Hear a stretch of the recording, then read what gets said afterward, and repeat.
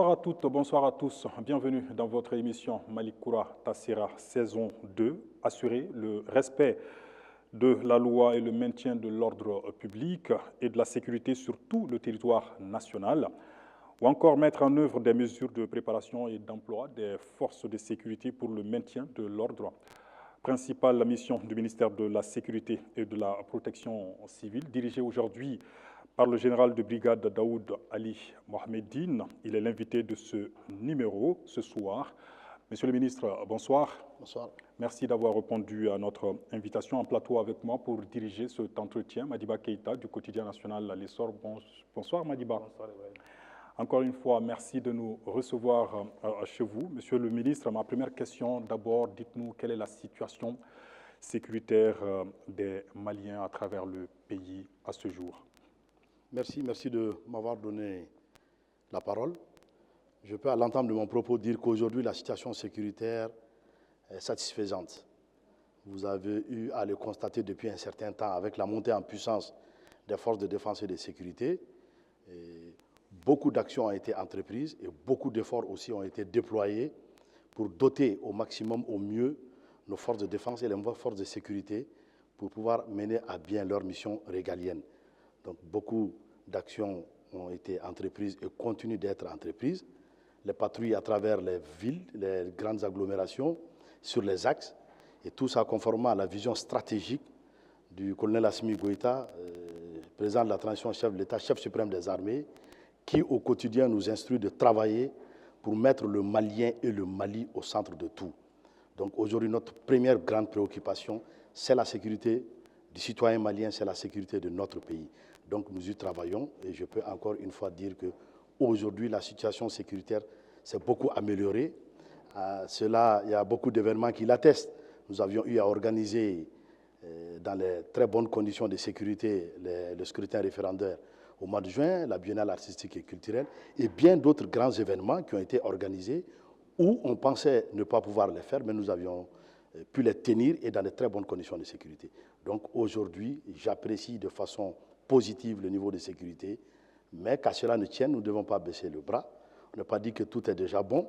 Nous devons continuer à rester vigilants, à nous engager davantage et à rester mobilisés au quotidien face à ces forces du mal. Et les forces de sécurité ont le moral au top, comme on le dit, hein? Je puisse le dire, oui, qu'ils ont le moral au top depuis certaines réformes que nous avions eu à faire, beaucoup de choses. Et dans le cadre de l'amélioration de leurs conditions de vie et de travail, je pense qu'aujourd'hui, les forces de sécurité ont le bon moral, tout comme les autres forces avec lesquelles nous travaillons au quotidien. Oui, Monsieur le ministre, parlons d'infrastructures et d'équipements.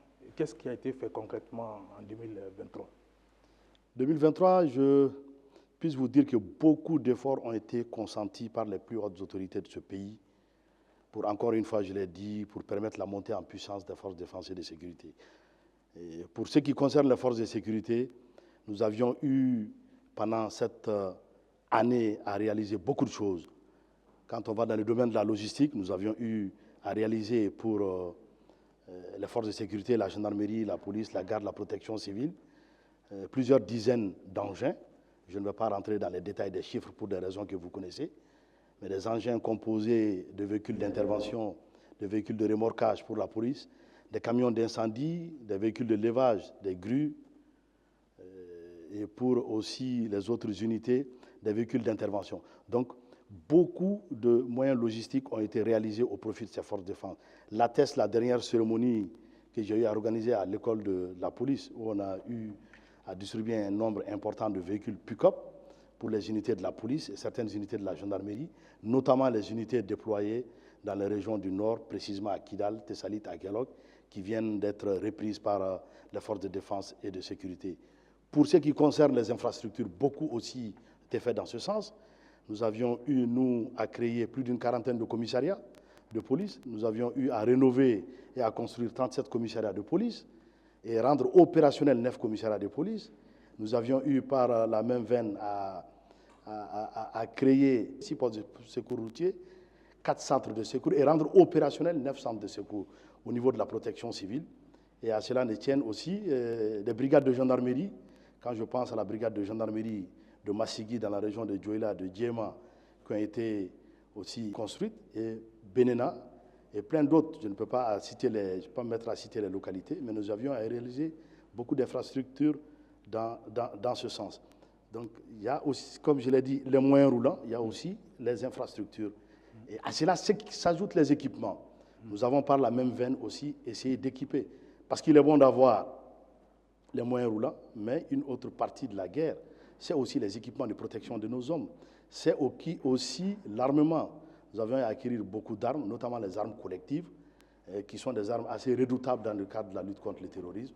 Donc ces réalisations ont été également faites pour permettre à nos hommes, pour permettre à nos unités de forces de sécurité de monter en puissance et de continuer, dans le cadre du maillage sécuritaire du territoire, à occuper toute l'étendue du territoire. Vous n'êtes pas sans le savoir qu'il y avait des endroits où on avait nos partenaires qui y étaient, et avec le retrait de nos partenaires, nous devons immédiatement les réoccuper. Et cela ne peut pas se faire sans l'acquisition, sans une certaine montée en puissance. Et donc, c'est ce qui nous a poussé à ces différentes nouvelles créations pour permettre aux forces de sécurité rapidement d'aller réoccuper ces différentes zones qui viennent d'être laissées et renforcer aussi certaines zones qui en avaient besoin. Et tout ça dans le cadre de la protection des personnes et de leurs biens. Justement, vous parlez de protection des personnes et de leurs biens. Vous avez évoqué la création de plusieurs commissariats et puis la protection civile encore plus proche des citoyens. L'objectif, c'est cela, et être plus proche des citoyens pour les rassurer davantage, c'est ça? Oui, c'est comme on le dit dans notre jargon, la police de proximité. Parce qu'il faut être proche de la population, autrement dit, rapprocher la sécurité de la population. Aujourd'hui, la population a besoin de cette sécurité. Aucune œuvre humaine, aucune action de développement ne peut se réaliser de façon efficace sans la sécurité. Donc la sécurité avant tout.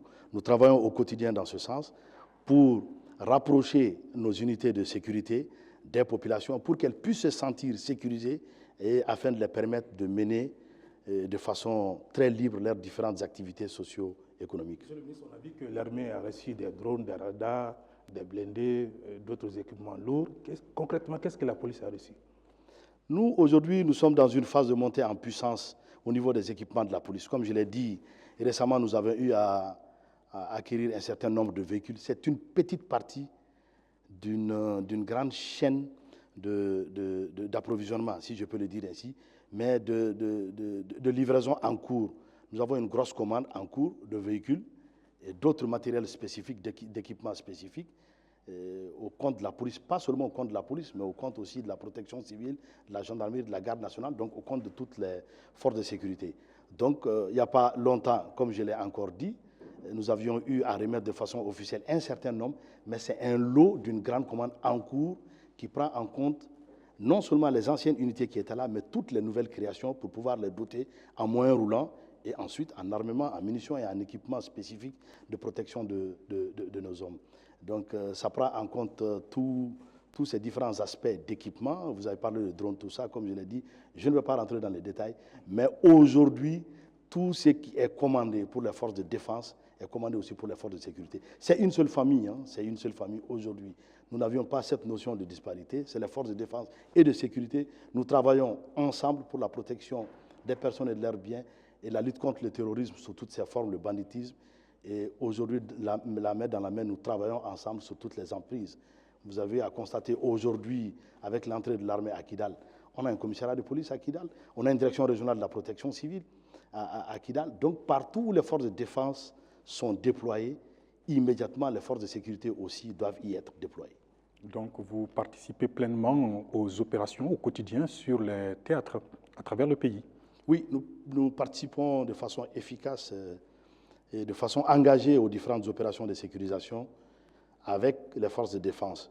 Aujourd'hui, la mission, le statut de la police et de la protection civile leur permet, parce que c'est des militaires, donc aujourd'hui, en plus des missions des forces de sécurité, ces différentes forces ont aussi la mission de la défense opérationnelle du territoire. Donc sont engagés avec les forces de défense pour la lutte contre le terrorisme dans le domaine des différentes opérations militaires. Monsieur le ministre, tout cela ne va pas sans formation, sans hommes entraînés et recrutés.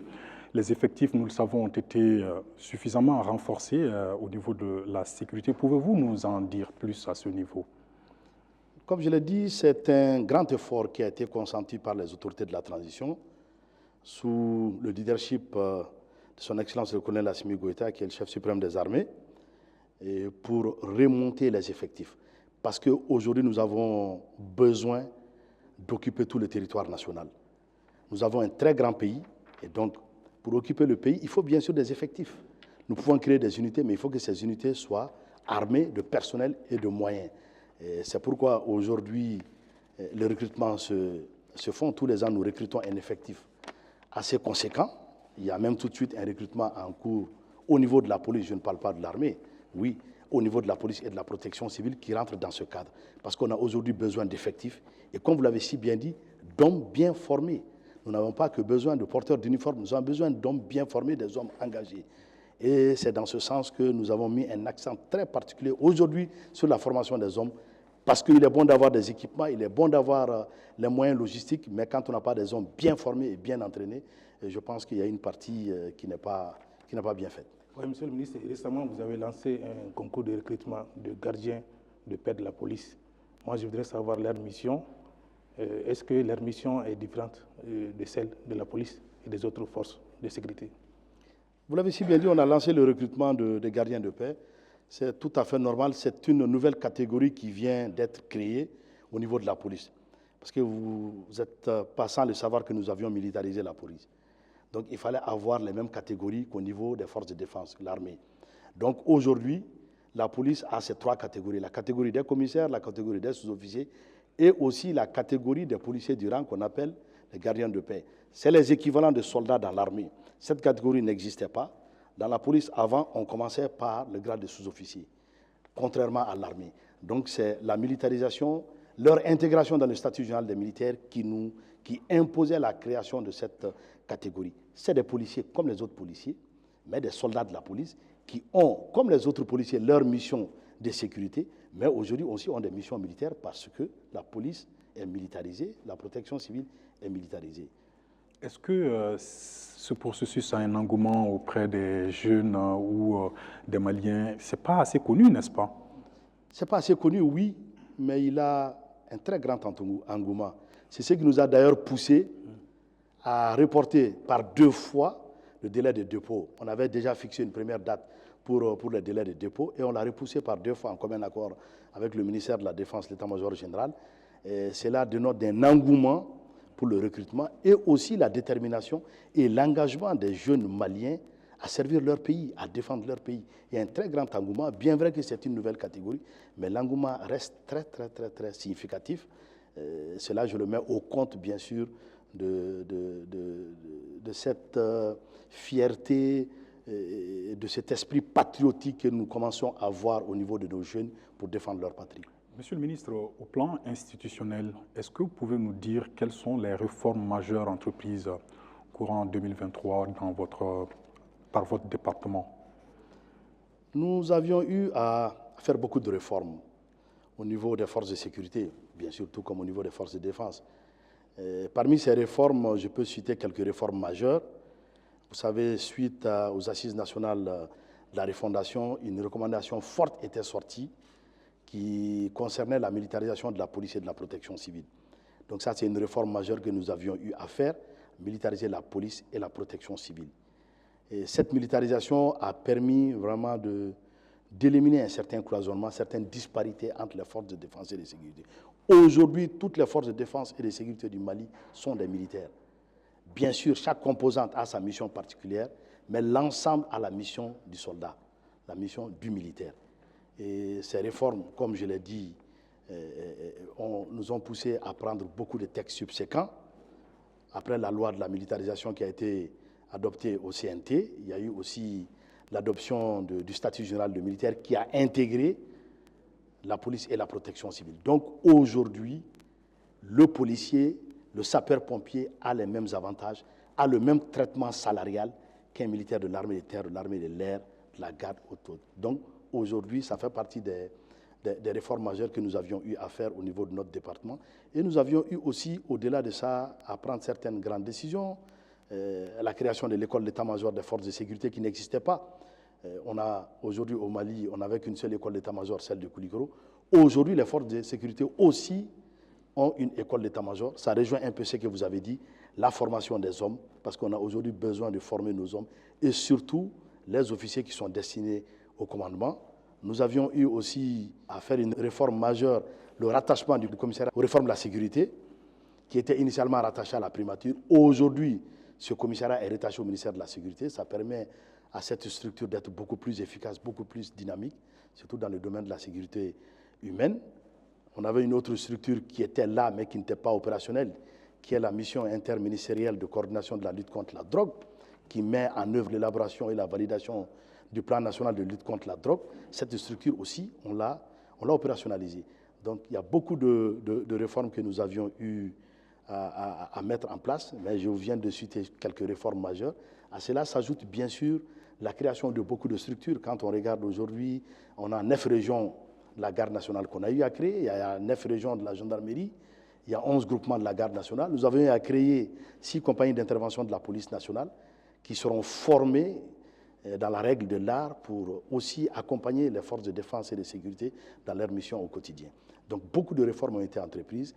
Et à présent, ça continue. On a encore des textes en relecture au niveau des 2 départements et toujours pour parachever ces grandes réformes que nous avions eu à entreprendre pour le bonheur de nos forces de défense et de sécurité. Monsieur le ministre, on a parlé de formation, de recrutement, d'infrastructures. Qu'est-ce qui a été fait pour améliorer les conditions de vie des hommes? Très bien. Je viens tout de suite de dire qu'on a eu à adopter le statut général des militaires et les textes subséquents.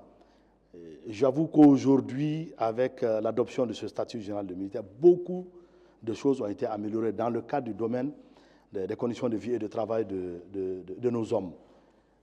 Conditions de travail, je venais juste de le dire, ça c'est tout ce qui concerne les acquisitions de matériel, d'équipement, la réalisation d'infrastructures, les conditions de travail, tout ce qui concerne les salaires, les primes. Beaucoup d'efforts ont été faits pour améliorer aujourd'hui les conditions de vie et de travail de nos hommes. Un militaire aujourd'hui qui est décédé en mission commandée, il a des avantages dus à sa solde, donc des avantages dus au grade, des avantages dus à la décoration. Donc les conditions de vie de nos hommes ont été de façon significative améliorées. Nous continuons à travailler pour qu'aujourd'hui et davantage encore nous parvenons à améliorer leurs conditions de vie et de travail. Monsieur le ministre, la participation des populations à leur propre sécurité est également un défi. Alors, comment doivent-elles s'y prendre selon vous? Un grand défi, si je peux le dire. Parce qu'aujourd'hui, notre baromètre, c'est la population. C'est à travers la population qu'on peut mesurer, qu'on peut nous-mêmes nous dire est-ce qu'on a bien fait ce travail, est-ce qu'on ne l'a pas fait. La population constitue notre baromètre. C'est à travers elle qu'on peut nous apprécier. Et je dirais que l'implication de la population dans sa propre sécurité est une grande chose. Aujourd'hui, nous avons besoin de cette collaboration de la population, notamment dans le domaine du renseignement, dans le domaine d'échange d'informations. Nos ennemis sont parmi nous. Nos ennemis sont parmi nous. Ils sont dans nos familles, ils sont dans nos villages, dans nos campagnes, dans nos villes. Donc c'est la population qui peut nous aider à les voir, à les détecter et pouvoir prendre aussi des mesures à l'avance pour éviter qu'il y ait des dégâts ou qu'il y ait des situations désagréables. Donc la population est très très importante, son implication. Le deuxième aspect, c'est le soutien. Une armée qui a sa population derrière elle est une armée qui avance la tête haute. Et aujourd'hui, nous avons le soutien de notre population et c'est une chose très très appréciable. Je demanderai à cette population de continuer à collaborer de façon franche avec les forces de défense et de sécurité, notamment en tout ce qui concerne l'échange d'informations, de renseignements, qui puissent nous permettre d'anticiper sur certaines choses. Mais monsieur le ministre, toujours parlant de population, côté milieu urbain surtout, un mot quand même sur les relations entre particulièrement les policiers et les citoyens. Généralement, les citoyens se plaignent beaucoup de la police. Est-ce que vous avez un œil sur cet aspect précis? Oui, un œil, tout à fait. Au quotidien, nous prenons des mesures disciplinaires, des mesures statutaires contre ceux qui se retrouvent dans de telles situations. C'est ce que je dis chaque fois à nos forces de sécurité, notamment la police, parce que c'est elle qui est quand même en contact beaucoup plus étroit avec la population, qu'aujourd'hui, il faut avoir la population avec soi que contre soi. Un policier qui n'est pas informé, un policier qui n'a pas d'information est un policier sourd, est un policier aveugle. Comment aujourd'hui un policier dans sa mission de tous les jours peut être efficace sans la collaboration, sans l'adhésion de la population. Et toute action qui va contre cette population va contre le policier. Et je tiens encore une fois à dire sur ce plateau que j'invite toujours à ceux qui sont encore dans cette dynamique de vouloir poser des actes contre la population, que ces éléments l'arrêtent, qu'ils arrêtent de faire des actes qui vont contre notre population. Bien sûr, force reste à la loi, oui, mais des actions qui n'ont rien à voir avec les actions tendant à estorquer ou tendant juste à humilier la population, c'est des choses que nous n'allons plus accepter. Que le policier comprenne qu'il est là pour protéger le citoyen, qu'il est là pour protéger son compatriote, pas le contraire. Juste pour revenir sur un mot sur les réformes, l'une des réformes majeures a été quand même la mise en place de la carte d'identité biométrique sécurisée. Un mot sur cette réforme majeure. À ce jour, où en êtes-vous avec la distribution de ces pièces d'identité?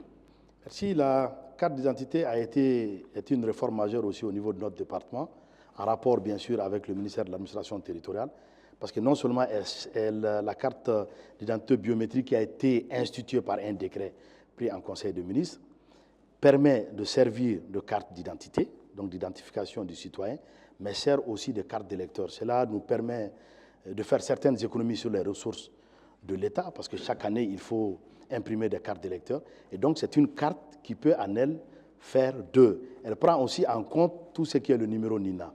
Donc, elle a été instituée pour vraiment réduire les dépenses de l'État, oui, mais aussi donner une pièce, un document administratif fiable. C'est une carte d'identité biométrique sécurisée qui est infalsifiable, donc sécurisée avec beaucoup de normes de sécurité, qui puisse nous permettre, bien sûr, de pouvoir doter tous nos citoyens de cette carte, parce que nous avions constaté à des moments que des documents maliens, des documents de voyage maliens se retrouvaient avec d'autres nationalités. Donc c'est pour aller d'abord contre la fraude documentaire, donner à nos populations des documents sécurisés, et ces documents servent aussi comme carte d'électeur, donc beaucoup d'avantages. Aujourd'hui, je puisse vous dire qu'il y a 8 millions de cartes qui ont été imprimées au mois de novembre 2022. 8 millions de cartes qui ont été imprimées. Et nous avons un comité au niveau du ministère de l'administration territoriale, composé bien sûr du département de la sécurité, de l'administration territoriale, de l'EJ, du ministère des Affaires étrangères, pour nous permettre de distribuer ces cartes. Ce comité se réunit chaque semaine et fait le point de distribution. D'ailleurs, c'est l'occasion pour moi d'inviter nos compatriotes à sortir pour aller retirer leurs cartes. Beaucoup de cartes sont en souffrance dans les différents commissariats de police, brigades de gendarmerie, dans les différents points de distribution. Aujourd'hui, nous sommes entre 40 à 60% de niveau de distribution, de taux de distribution. Ça varie bien sûr, que ce soit à l'intérieur du pays, que ce soit à Bamako, dans les régions, et dans les missions diplomatiques et consulaires. Donc, à mon avis, aujourd'hui, le taux de retrait est faible. J'invite mes compatriotes à aller retirer leurs cartes d'identité biométriques qui sont encore en souffrance au niveau de certaines structures. Oui, monsieur le ministre, à un moment, on parlait de police de proximité, de la création d'une police de proximité aux polices municipales. Est-ce que ce projet est toujours d'actualité? C'est la police actuelle qui fait la police de proximité. C'est un vocal qui est là pour dire que notre police doit être à côté, à l'écoute de la population. La police municipale dont vous parlez aujourd'hui, à mon niveau, au niveau de mon département, n'est pas d'actualité. Je ne sais pas, peut-être les mois ou les jours à venir, mais aujourd'hui, ce n'est pas un texte sur lequel je suis en train de travailler. Ce n'est pas les textes sur lesquels mon département est en train de travailler. Nous avons beaucoup d'autres choses pour le moment sur le bras qui concernent les réformes, mais ça ne fait pas partie des réformes que nous avons engagées au niveau de notre département à ce stade. Monsieur le ministre, on a beaucoup parlé des relations entre police et citoyens. J'imagine que cela ne va pas également sans difficulté, sans contrainte. Vous avez lancé un message essentiellement à vos collègues, entre guillemets, aux policiers. Si vous avez un mot à l'endroit de la population pour qu'elle puisse faciliter le travail de vos hommes au quotidien, quel est ce message à l'endroit de la population? Ce message, il est très important. C'est vrai que j'ai lancé un message pour dire à la police d'être beaucoup plus courtoise vis-à-vis de la population, d'être beaucoup plus professionnelle.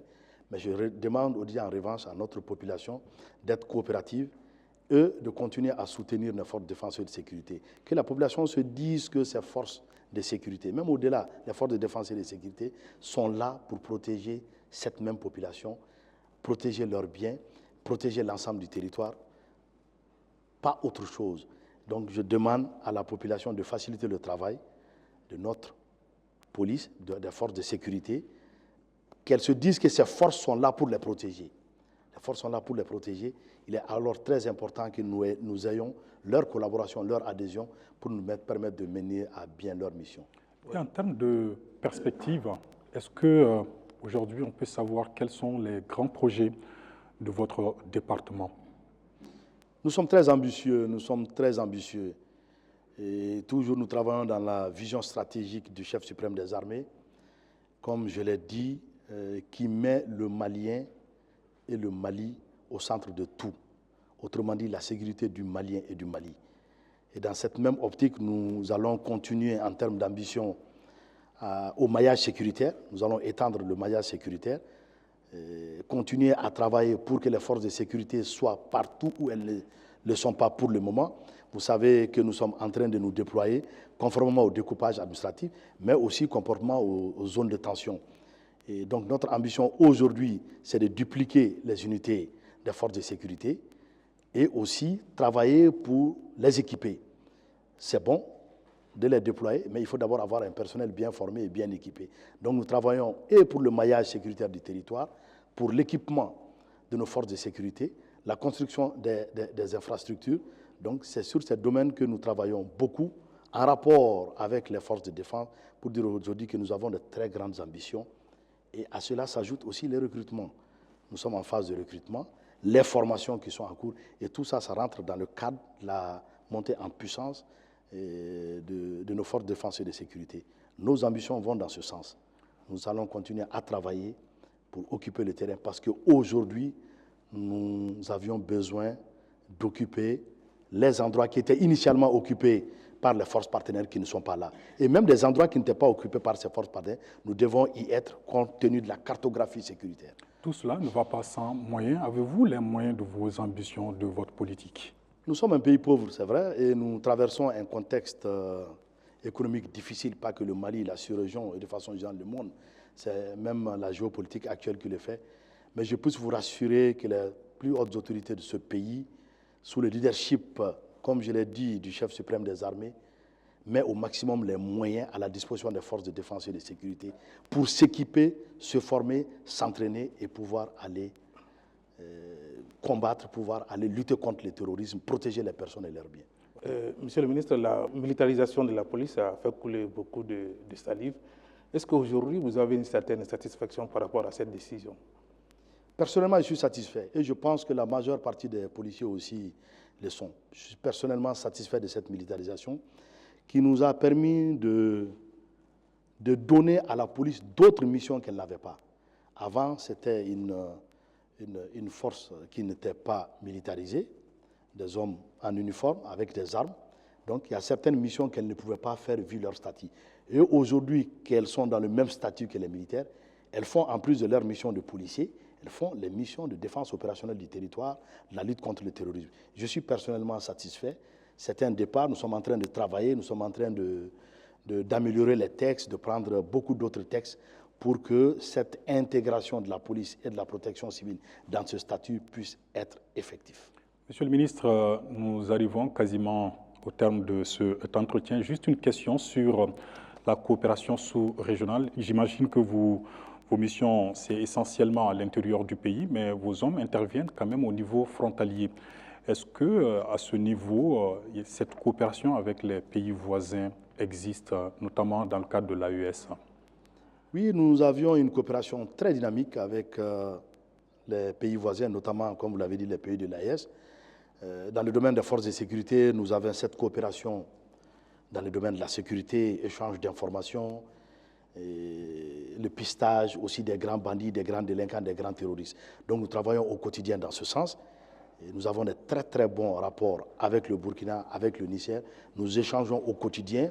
Les différents responsables des services de sécurité aussi sont en étroite collaboration et cette coopération se passe très bien. Et au-delà de l'AES, nous travaillons aussi avec d'autres grands pays dans le domaine de la sécurité qui nous appuient beaucoup dans ce domaine. Si vous avez un message particulier à lancer ce soir à tous ceux qui vous suivent au Mali et ailleurs, quel est cet appel-là? Cet appel, d'abord, j'ai une pensée pieuse pour tous mes frères d'armes tombés sur le théâtre des opérations. Cette même pensée pieuse pour toutes les victimes civiles de cette barbarie et souhaiter prompt rétablissement à tous les blessés. Demander à notre population de continuer à soutenir leur armée. Nous avions besoin de leur soutien, nous avons besoin de leur accompagnement. Comme je l'ai initialement dit, une armée qui est soutenue par sa population avance la tête haute. Aujourd'hui, nous avons besoin de ce soutien. Ce soutien se fait déjà, nous le constatons partout où nous passons à travers le territoire national. Nous sentons cette ferveur, ce soutien, cette fierté de la population vis-à-vis de ces forces de défense et de sécurité.